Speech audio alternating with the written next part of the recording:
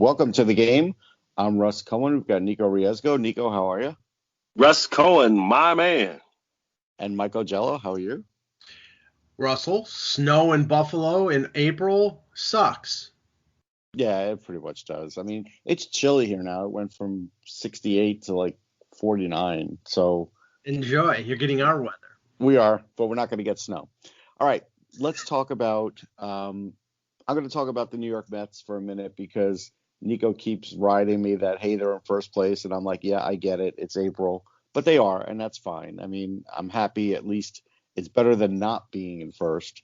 But I do want to talk about a big problem on the team, and this is something that has now gone more than one season, and you can't use the DH as an excuse, and that's J.D. Davis.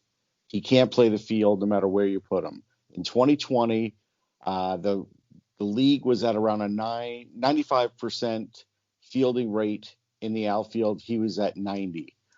This year, the league is at 93% rate of fielding at third base, and he's at 75%.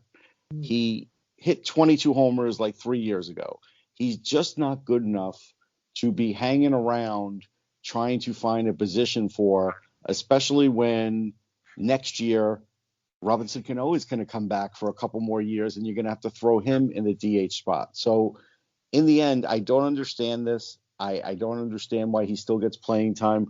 I would rather play Luis Guillorme, who at least will make contact on every at-bat and move runners over and play better in the field than J.D. Davis, who is going to hit me a homer in every 25 at-bats because he has one so far this year. Like, Nikco, what's your feeling about this? I think we talked about this earlier in the year that we thought Guillermo was the guy to play that with the defense and the feisty at bats and the battles, and that's the attitude that the Mets need to rally behind. But obviously there has been commitments and there's been some loyalties and there's been some contracts that in place that JD is the third baseman. It's his job to lose. And I guess he just hasn't lost it yet. So there's got to be some type of motivating factor that he brings to the clubhouse that maybe, us, the normal fans, we don't know, the intangible that he brings to the game as far as the encouragement. And he may be some of those teammates, best friends and confidants and things like that. And there's pinch hitting in the National League, too. So he's always going to be an asset. And maybe he just needs to sit. Good old-fashioned benching. Maybe. Mike, any thoughts? Well, I mean, I was looking up J.D. Davis's stats while Nikco was discussing it, and the reason he's playing is because he's hitting 385. Now, it's only 13 at-bats, but like many players in the past, they live with the defensive deficiencies because of the bat. Now, I know that he's not like a, Pedro Guerrero back in the day and hitting 335 home runs, but, for a team that I think can use all the offense they can get, right, especially right now early in the season, I understand why they're playing. Now, if he's a hack at third base, Which he is. He had 2 throwing errors the other day. Yeah, I mean, honestly, we've seen that across in the Bronx with the Gleyber Torres. Gleyber Torres is a second baseman. I think he's a bad shortstop. I think he's a below-average fielder, but they've got LeMahieu playing second, and they've got Torres playing short, and they've decided that's the way that they're going, so they'll sacrifice an error here or there. Now, I love defense, and I think defense is important, so I agree with you. If they have a more viable option to play third, I would play that guy, but I don't know if they probably don't think Guillorme is a viable option. Well, they didn't think of that at Justin Turner, too, and, all of a sudden he was. One more thing. So Francisco Lindor just hit his first home run and first in 42 at-bats. I told people he was in an offensive decline, and he is. There's no denying that. And I also said, based on the dimensions at Citi Field, he is not going to ever hit close to the 30-something home runs that he used to hit. If he were to go the rest of the season, 1 for every 42, he would have 17. I think he'll do a little better than that. But Nikco, honestly, I don't think he's hitting more than 24 home runs. I don't. I agree. One of the scariest things of bringing a hitter from the American League is he going to be able to catch up with the fastballs? Mm-hmm. And early in the year, we've got a good idea, and the Mets should have delayed a little bit until after this season, and they could have wrapped up a good deal after the season, the same way they could have did it first of the season, because they needed to find out what he can do against National League pitching day in and day out. And obviously we're seeing the fastball is eating him up. It's just way, way too fast. And then he's got the combinations with the breaking balls, and it's a different game. It really is. He hasn't caught up, and he needs to get ready. He needs to turn on the juice if he wants to play this game. Mike? Coming off the heels of his worst offensive year in Cleveland, I mean, I think the point that Nikko's making is valid regarding switching from the American to the National League.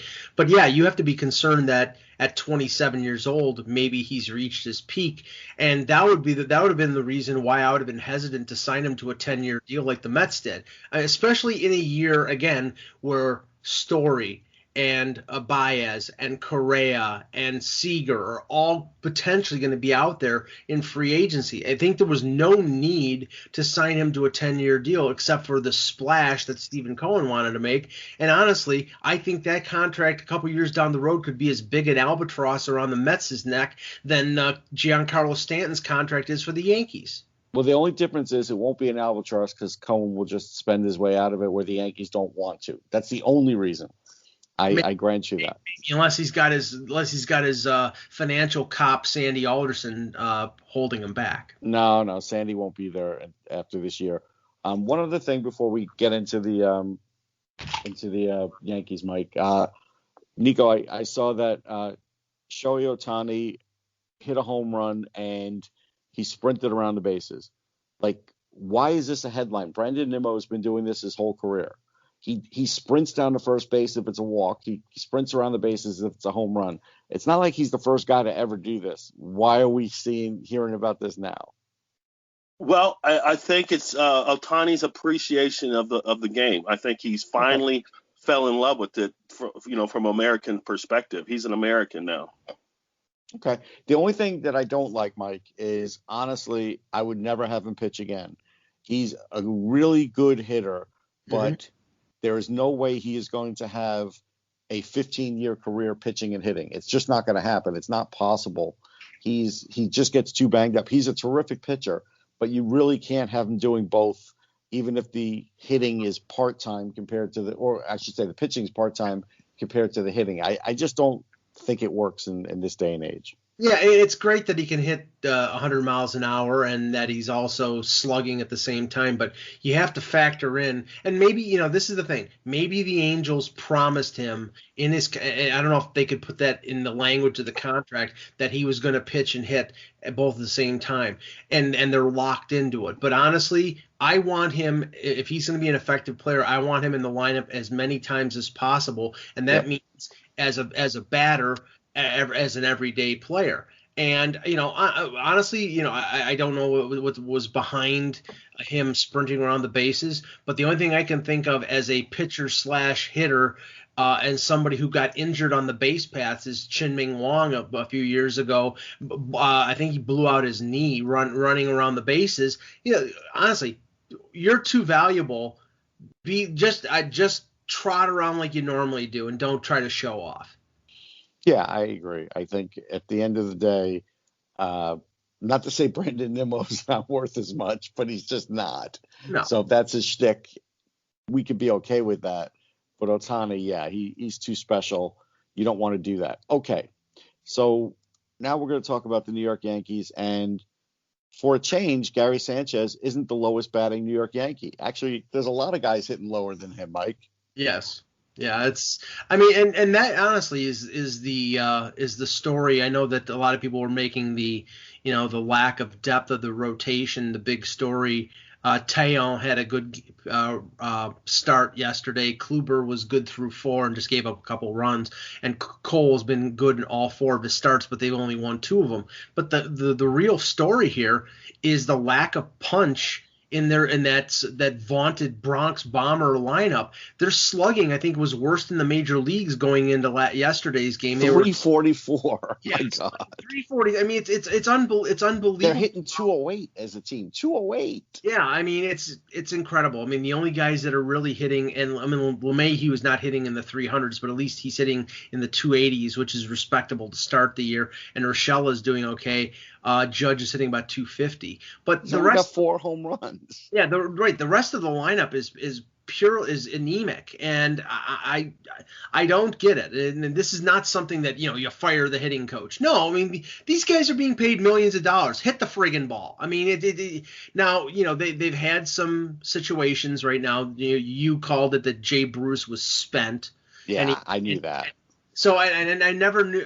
Apparently he was going to retire after the end of spring training when he didn't make the roster, and then Voit had the knee surgery, and they called him back. And I'm like, I wish their cell phone was through Rogers, because they had an outage yesterday, and they couldn't have gotten a hold of Jay Bruce. I'll tell you what's funny about this though, and this is where I think Aaron Boone made a big mistake. He let Jay Bruce sit on the roster for a game while he knew he was going to retire, when you've got like a hungry kid like Estevan Florio waiting for a break in the majors.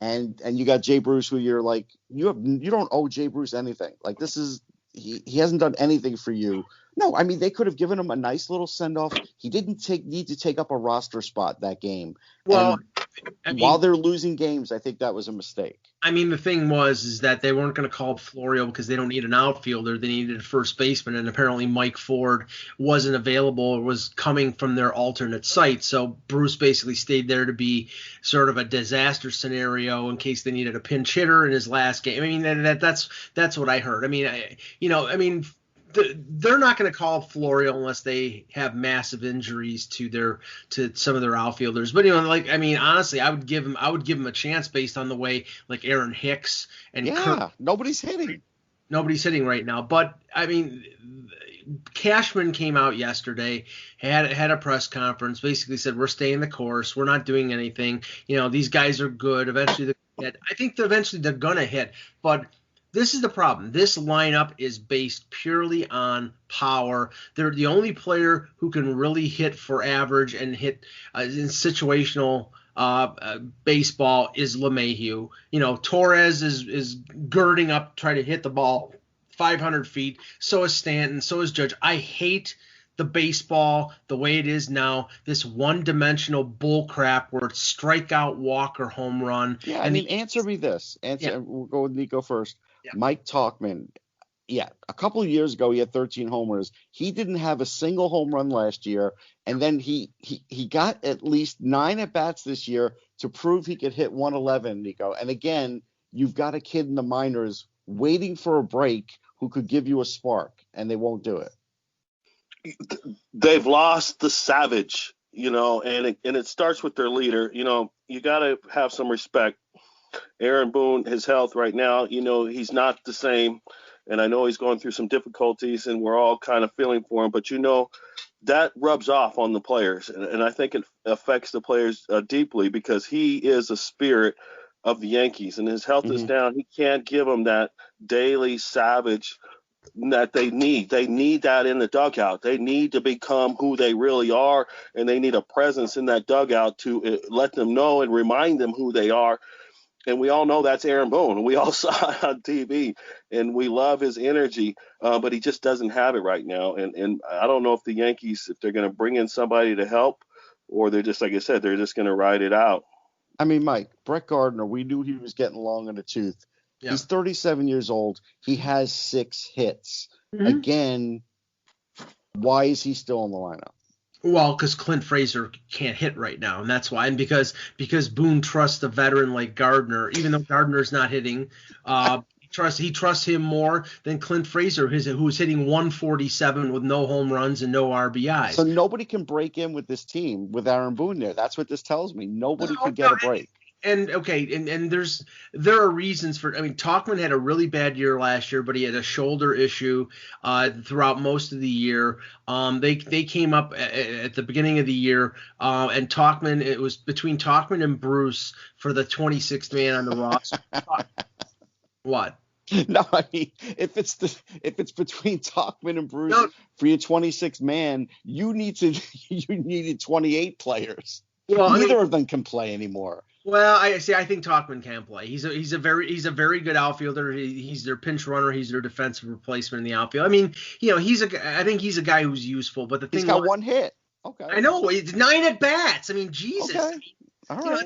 That's two games. It's like, but I'm just saying this. It's like Tauchman won the battle. Bruce was going to be released, and then they called Bruce back when Voit had to have his surgery. It's very interesting how Luke Voit, a guy that they picked up off the scrap heap 2 years ago, who, by the way, led the American League or major leagues in home runs last year, how integral he is to the Yankee offense now, because they had to move LeMahieu to first base because Bruce was hideous, and pick up Roughneck Odor to play second base. It was sort of a domino effect, and now they've called up Mike Ford because Odor was hitting 120. So right now, everything, it's like multi-system failure with the Yankees, and they won yesterday, but they were at the bottom of the American League with a 5-10 record going into yesterday's games. So an interesting moment here. Nick Castellanos got a suspension because of a 2-minute shoving match that posed a risk of a super spreader COVID event. This is what MLB said. But yet the Texas Rangers could put their 38,000 in the stadium, Nikco. What is the message that they're sending here? There is no message. The message is it's basically they can decide whatever they want to decide. And the play at the plate with Castellanos, that's baseball. If you don't enjoy that and you're a commissioner trying to find somebody, looking for a reason to find somebody, listen, go be the commissioner of another game. You know what I'm saying? He got a 2-game suspension. Or something like that. This is baseball. This is exciting. That was emotion. That was intensity. Yeah. And we love it. Yeah, he should not be suspended, Mike. I mean, again, if they're calling this super spreader risking, but allowing 38,000 fans in, it does send a mixed message. Well, I mean, it's the same message that they sent with Justin Turner after the World Series, and honestly, okay, it was a 1-game waiver, and it was because the governor of Texas basically said you can do it. And as soon as they had 38,000 for the opener of the stadium, and then they went back to 20% restriction. So it was basically because it was the opening of the stadium. So I mean, I guess you can criticize it, but I mean, right now, I mean, it was only a couple weeks ago that happened, and the way the vaccines are being distributed in mass quantities in the U.S., I don't think it's much of a big risk as compared to other situations in other sports and in other arenas. Sure, Nikco, how many games? Because there's another one that got played in snow today. Do we have to see in the snow until MLB fixes the schedule so that after like a team's home opener and maybe their one opening weekend, everybody's in a place of either a dome or warmer weather to start the year? I just don't understand why they put the players through this. And that's what you call strategic thinking, right? Well, they starting to think strategically when they're trying to move the postseason games into strategic locations, or even the World Series. They're trying to break the baseball tradition, and they're trying to plan ahead. But you know what? You're absolutely right. This is something that you can't plan ahead. They're not planning ahead. It should be. So all the Detroit, all the Eastern teams, the Northern teams should start the season playing on the road down in the South. You're absolutely right. I mean, it just takes some thinking to plan the schedule. I mean, Mike, it's funny because there's the game out, MLB The Show. Everybody's calling it MLB The Snow. Because this is, it used to happen like one game once in a while opening a season. Now it's a little more frequent.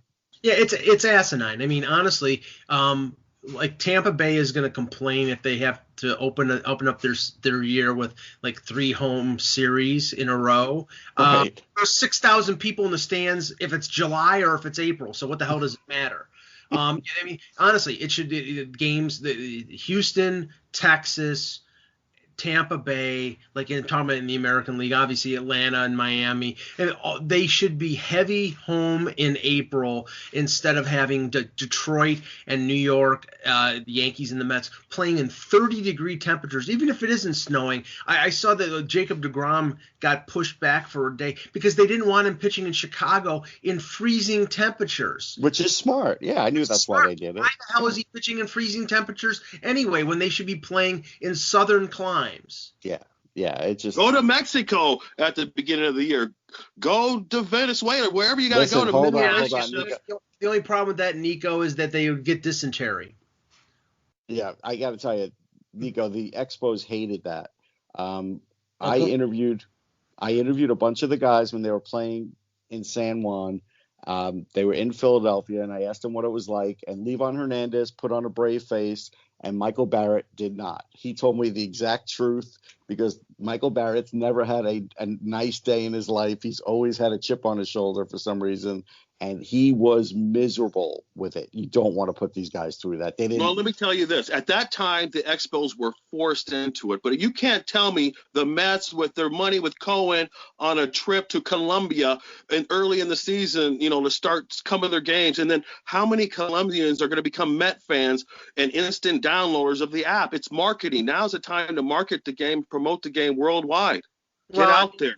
Major League I mean, they did it with the Yankees and the Red Sox in England, but I don't think you're going to have massive games being played in Central America and South America and in Mexico. You're never going to get like that. But what I'm saying is they have to schedule, at least in April, in southern markets, and I don't care if they're playing a majority of their home games early on in the season. That's what you get when you're in that area. And in the north and the northeast, they shouldn't be playing when it's frigid temperatures. And just like the situation, we could have, if the season lasted until late October and early November, if they played games in Minnesota in the World Series or even in New York, you could have a snowstorm in late October or early November. But you're definitely going to have snow and rain and cold temperatures in April. Mm-hmm.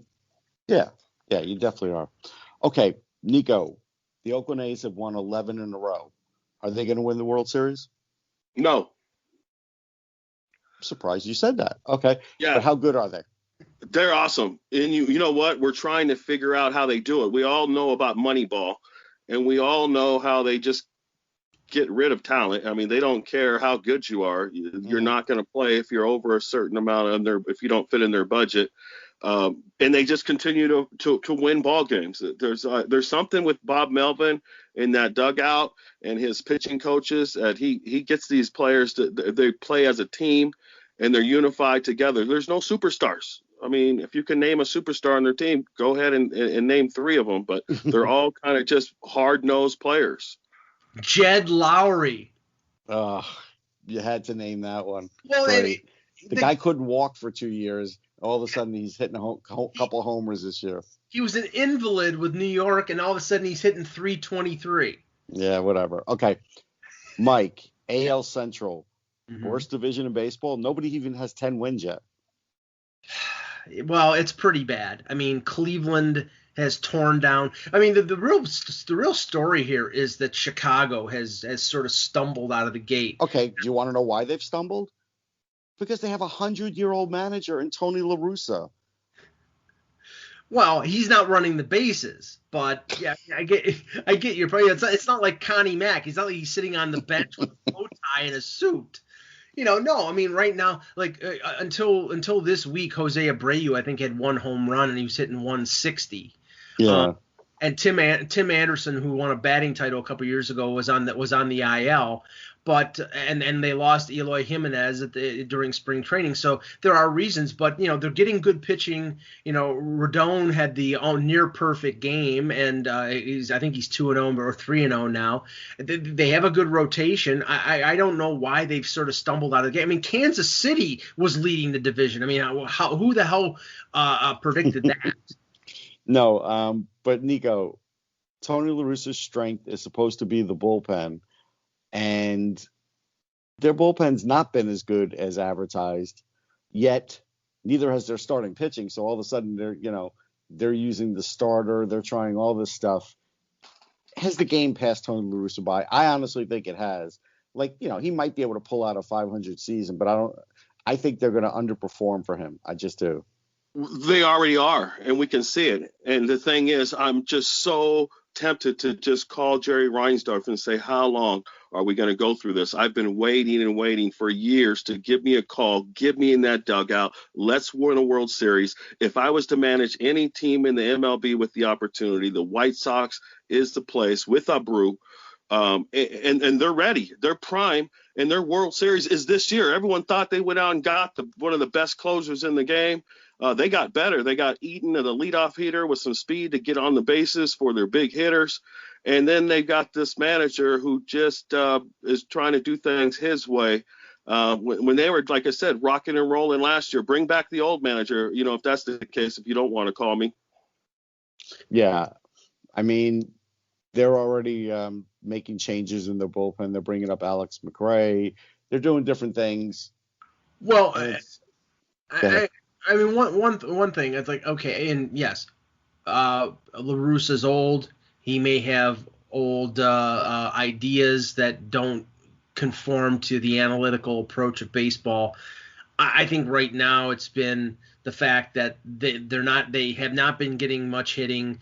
They're starting to turn things around. They have a promising rookie in Madrigal at second base, yes, who's a really good prospect and sort of a throwback type of guy who hits opposite field, who really has great bat control. Probably somebody who could win a batting title someday. But right now, I mean, they were forced to put Eaton in the lineup because Jimenez is out for the year. Luis Robert or Louis Robert, however they pronounce his name. I don't know. It's like I hear different pronunciations every time. They have a deep lineup, but the funny thing is the biggest surprise in this division is not the White Sox struggling. They're 500. It's the Twins, who everybody thought was going to battle with the White Sox, being 6-11. The Tigers have a better record than the Twins, and their pitching staff is not that great, and their offense has been. They were getting really good production out of Nelson Cruz, and they just got Donaldson back, and he's been cranking the ball out. But it was them and not much else after that. Buxton was the other guy who was hitting. Okay. So, Nikco, let's talk a minute about Matt Harvey. Again, everybody, and I think he's an okay guy. I think he learned his lesson. He probably took his body for granted, and he never really learned how to pitch beyond throwing a fastball, right? So, he's out of the game. Last year wasn't very good. He comes back this year, and we see headlines, his first win in almost 2 years. Meanwhile, he's got a 5 ERA. He's given up 11 earned runs in 19 innings. If the Baltimore Orioles didn't exist, would he even be a major league pitcher? I don't think so. Yes, in the American League. That's obviously This is where he belongs. He's an American League prototype pitcher. He's got a good fastball, not a great fastball, and he can mix up an off-speed pitch. And he's going to go, 7 or 8 innings, but he's going to give up 5 runs or 6. So that's okay. That's like slot ball now. Is that what the American League is, Mike? Slot ball? Well, I think, if the Baltimore Orioles didn't exist, would he be a major league pitcher? Yes, because the Pittsburgh Pirates and the Colorado Rockies exist. There are franchises out there that will pay next to nothing for pitchers and hitters who can't pitch and who can't hit. And Matt Harvey has proved that, he's nowhere close to being, the Dark Knight in New York. He's not the Dark Knight anymore. He's not even Robin anymore. He might be Alfred. And it's, he's not the guy that he was. maybe he can still throw the ball in the low 90s, which, if I could do that, that's great. But he's not the pitcher that he was. He's just playing out his career and making money, and I don't begrudge him that. But, he's probably the second or third best pitcher on the Orioles, and that's not saying much. Last thing. So, Nikco, Mike Trout hit a home run, 115.5 miles per hour, which is the hardest hit homer in StatCast history. But again, my only thing is I wish they would go back and look at some of the older players to see, because I'm sure Mickey Mantle hit harder. I am sure Willie Mays hit harder. Babe Ruth probably did because he used a heavier bat. And even someone like Dave Kingman probably did because he used to just hit some unbelievable shots. Mark McGwire, too, obviously. Mark McGwire would hit these line drive homers. But it's still a cool stat. I don't think there's any doubt that Mike Trout is a guaranteed Hall of Famer. But what do you feel about just the exit velo as in general? I feel that on a good swing, it can even go higher than something like that. I mean, you never know how it's going to go high in the torque that you put into that these hitters put into it. What I love is the fact that now they're actually tracking it, and we're going to get to see the difference between can you put that 115 mile an hour torque on a 83 mile an hour changeup. I don't think so. You can put it on a 99 mile an hour fastball, but there's going to be a difference between pitches, and that's what they're trying to analyze. And but the main thing for the hitters, they can't get too caught up in it. They just got to swing hard, and if it's a good swing, the speed is going to be there. Mike, what's your feeling? Even Judge and Stanton haven't done this. Well, I was going to say last week in one of their games against Tampa Bay where the Yankees barely had a couple hits. I think that was the game they lost like 7-2. They pointed out, well, Giancarlo Stanton in the 8th inning had a 2-run single, and he had an exit velo of 120 miles an hour on a base hit. And I'm like, who cares? He's hitting 170. I mean, you had to point that out because that was the only glowing statistic in a pool of mediocrity. It's like, I mean, it's nice when you have the bells and whistles of a nice broadcast on Fox or ESPN or Yes, and you get to see an Aaron Judge home run that goes 480 feet, and they say the exit velo is 120 miles an hour. Like I needed to know that ball wasn't hit hard. I mean, okay, great. You know what I'm saying? It's like, I mean, it's nice. But really, it's akin to the glowing puck from Fox a few years ago. It really doesn't. Maybe I'm just old fashioned, but I really don't care. I just care about like runs being produced and exciting baseball being played. And really, I don't think baseball right now has been very exciting. No, I have to agree, Nikco. We've seen some good things, don't get me wrong, but I think Mike is right. I think baseball's kind of limped out to the start of the season. Absolutely. Hey, and we're just getting started, but you and I both know when it comes time for that World Series, it's going to get better and better. It always does. This next coming up year is going to be better than the great one we saw last year. No doubt. And that's it for Nikco, do you have anything you want to plug this show? Yeah, today's show brought to you by Consumer Cellular. All right. And that's it for the game. We'll catch everybody next time. My man.